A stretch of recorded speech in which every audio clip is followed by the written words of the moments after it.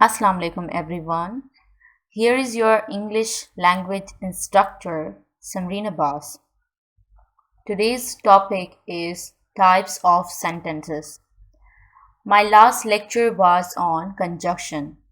As we have started a series of lectures on parts of speech, kinds of words or word classes. के मुताबिक इस conjunction वाले lecture का lecture होना चाहिए था but you have seen that I have started today the topic on types of sentences. आज मैंने टाइप्स ऑफ सेंटेंसेस का टॉपिक इसलिए उठाया है कंजक्शन के बाद क्योंकि कंजक्शंस और टाइप्स ऑफ सेंटेंस जैसे सिंपल सेंटेंस है, कंपाउंड सेंटेंस है और कॉम्प्लेक्स सेंटेंस है, ये दोनों लेक्चर्स टॉपिक्स रिलेटेड हैं। ठीक है, एक दूसरे से रिलेट कर रहे, क्योंकि अब हम सीखेंगे कि कैसे कोऑर्डिनेटिंग कंजक्शंस और सबऑर्डिनेटिंग कंजक्शंस का इस्तेमाल करते हुए हम कंपाउंड सेंटेंस और कॉम्प्लेक्स सेंटेंस का इस्तेमाल करते हैं अपने राइटिंग में भी और इंग्लिश स्पीकिंग में भी। क्लियर? तो सबसे पहले हम पढ़ेंगे सिंपल सेंटेंस क्या होता है। अ simple sentence is one which has only one subject and one predicate. Subject और प्रेडिकेट क्या होता है, इस पे मैंने एक लेक्चर ऑलरेडी अपलोड कर दिया है। अगर आपने नहीं देखा तो काइंडली पहले वो देख लें। ठीक है, if you are new to my YouTube channel, do subscribe to my channel and press the bell icon so that my new coming videos and my previous videos could be beneficial for you, could be helpful for you. and अगर आपने subject और predicate का video नहीं देखा तो इससे पहले आप वो देख लें, क्योंकि अगर आपको सब्जेक्ट और प्रेडिकेट का पता नहीं होगा तो आपको ये भी क्लियरली समझ नहीं आएगा। ठीक है, आपको मुश्किल होगी। सब्जेक्ट जो चीफ वर्ड होता है सेंटेंस में, और प्रेडिकेट सेंटेंस का वो हिस्सा जो सब्जेक्ट के बारे में कुछ कहे, उसको हम प्रेडिकेट कहते हैं। ठीक है, डिटेल में आप वो वीडियो देख लीजिएगा। अ सिंपल सेंटेंस, एक सिंपल जुमला वो होता है जिसमें सिर्फ एक सब्जेक्ट हो, सिर्फ एक प्रेडिकेट हो। ठीक है, तो उसे हम सिंपल सेंटेंस कहते हैं। For example, I teach you English language. इस सेंटेंस में जो आई है वो सब्जेक्ट है। देखें, इसमें सिर्फ एक ही सब्जेक्ट है, आई। मैं सिर्फ अपनी बात कर रही कि मैं आपको इंग्लिश लैंग्वेज सिखाती हूँ। ठीक है, I teach you English language. I जो है सब्जेक्ट हो गया, टीच वर्ब हो गया, यू जो है वो इनडायरेक्ट ऑब्जेक्ट हो गया और इंग्लिश लैंग्वेज जो है वो डायरेक्ट ऑब्जेक्ट हो गया। ठीक है, देखें ये आई जो है सब्जेक्ट है और उसके बाद जो हिस्सा है वो पूरा एक प्रेडिकेट है। ये एक सिंपल सेंटेंस है क्योंकि इसमें it consist of one subject and one predicate only. Clear? Next है you are a brilliant student. You are brilliant students. इसमें जो यू है वो देखें सब्जेक्ट है, सिर्फ एक ही सब्जेक्ट है। मैं यू की बात कर रही, इसमें कोई किसी और की बात नहीं कर रही। ठीक है, सिर्फ एक ही सब्जेक्ट है जिसको मैं कह रही कि ब्रिलियंट स्टूडेंट्स हैं। नेक्स्ट है his silence proves his guilt. उसकी जो खामोशी है उसके गिल्ट को, उसके गुनाह को, उसके सिन को प्रूव कर रही, साबित कर रही। तो इसमें जो हिज साइलेंस है, उसकी खामोशी है, ये एक सब्जेक्ट है पूरा। ठीक है, हिज साइलेंस एक सब्जेक्ट है और प्रूव्स हिज गिल्ट ये पूरा एक प्रेडिकेट है। ठीक है, सब्जेक्ट क्या होता है? The chief word in the sentence, और प्रेडिकेट क्या होता है? The part of the sentence which says something about the subject. ठीक है, नेक्स्ट है I am hopeful of his speedy recovery. मुझे उम्मीद है कि वो जल्दी रिकवर हो जाएगा। ठीक है, कोई बीमार है, उसके स्पीडी रिकवरी की मुझे उम्मीद है। इसमें सब्जेक्ट सिर्फ एक ही है, आई, और the rest of words which say something about the subject are known as predicate. सिर्फ एक सब्जेक्ट है, सिर्फ एक प्रेडिकेट है। You can see this is a simple sentence. Clear? Compound sentence क्या होता है? Compound sentence is one made up of two or more principal or main or independent clauses।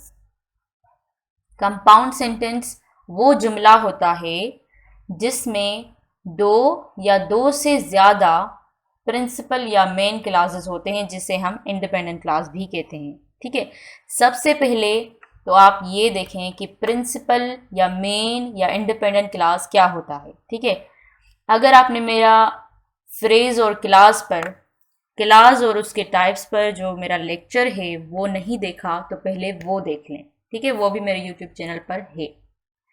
Dependent class और independent class के ये दो types हैं। ठीक है, डिपेंडेंट क्लास वो होता है जिसे कुछ वर्ड्स की ज़रूरत होती है अपनी मीनिंग क्लियरली समझाने के लिए, लेकिन इंडिपेंडेंट क्लास वो होता है जो इंडिपेंडेंट होता है, मतलब उसकी जो मीनिंग है वो क्लियरली समझ आती है, सेंस दे रही होती है। ठीक है, तो उसे हम प्रिंसिपल क्लास भी कहते हैं और मेन क्लास भी कहते हैं।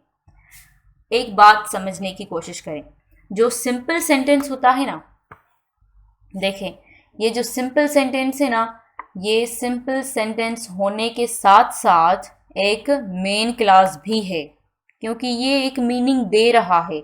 इससे इस सेंटेंस को दूसरे वर्ड्स की ज़रूरत नहीं पड़ रही। ये इंडिपेंडेंट भी कहते हैं इसे, क्योंकि ये इंडिपेंडेंट है, दूसरे वर्ड्स की ज़रूरत नहीं इसे समझाने के लिए। इंडिपेंडेंट क्लास के साथ साथ ये मेन क्लास और मेन क्लास और प्रिंसिपल क्लास भी कहा जाता है। ठीक है, सिंपल सेंटेंस के साथ साथ ये एक प्रिंसिपल क्लास या मेन क्लास या इंडिपेंडेंट क्लास भी है। क्लियर? और जो कंपाउंड सेंटेंस होता है ना, वो दो या दो से ज़्यादा इंडिपेंडेंट क्लासेस का बना होता है। ठीक है, हम इधर एक स्टेटमेंट, एक फॉर्मूला लिख सकते हैं कि compound sentence is equal to, ठीक है, कंपाउंड सेंटेंस का मैंने एस लिख दिया, is equals to independent clause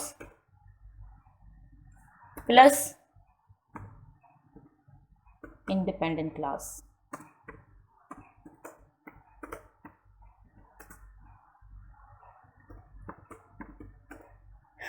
ये एक फॉर्मूला बन गया। ठीक है, कंपाउंड सेंटेंस का फॉर्मूला हम ऐसे भी लिख सकते हैं, independent class plus independent clause.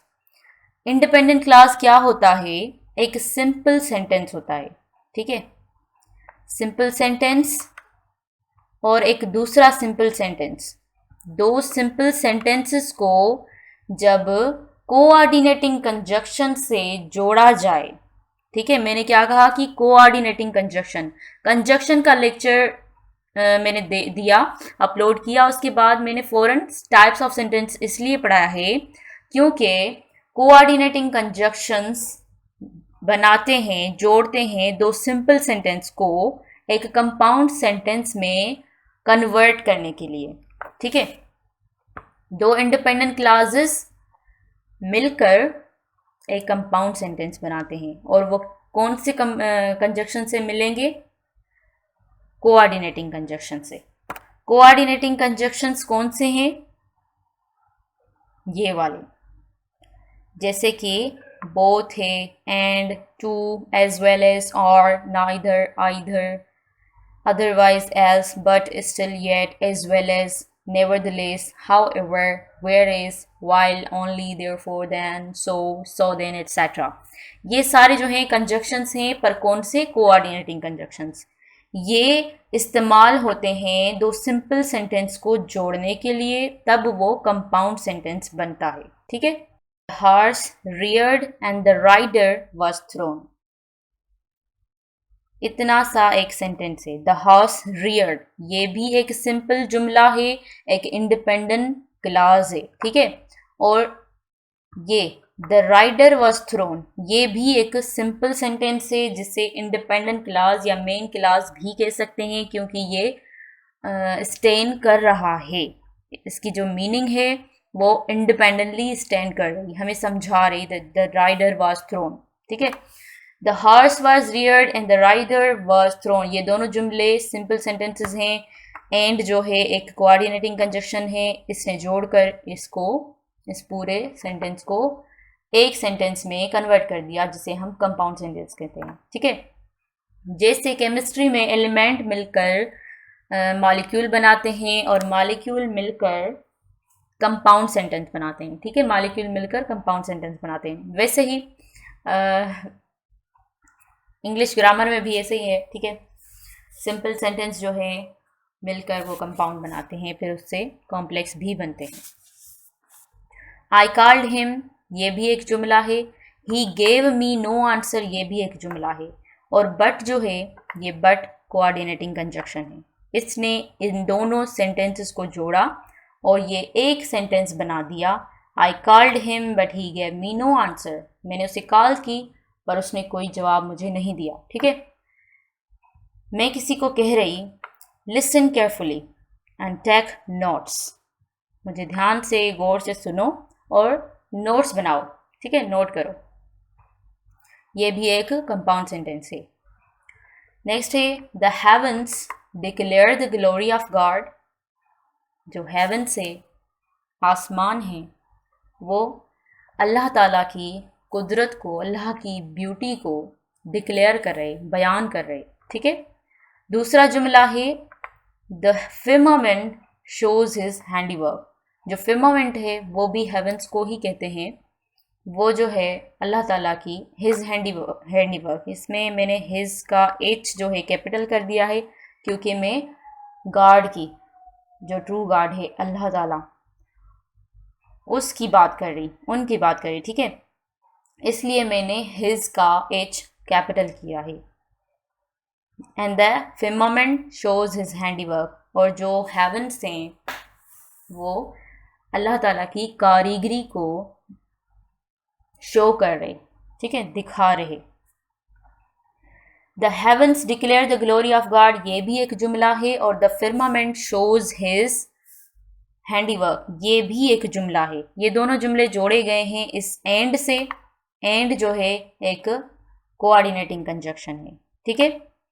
ये भी पूरा कंपाउंड सेंटेंस है। नेक्स्ट है he tried hard but he did not succeed, ये दोनों एक जुमले हैं, सिंपल सेंटेंस है। ही ट्राइड हार्ड और दूसरा है ही डिड नॉट सक्सीड, ये दोनों जुमले बट जो कोऑर्डिनेटिंग कंजक्शन है इसे जोड़े गए हैं, इसलिए ये कंपाउंड सेंटेंस है।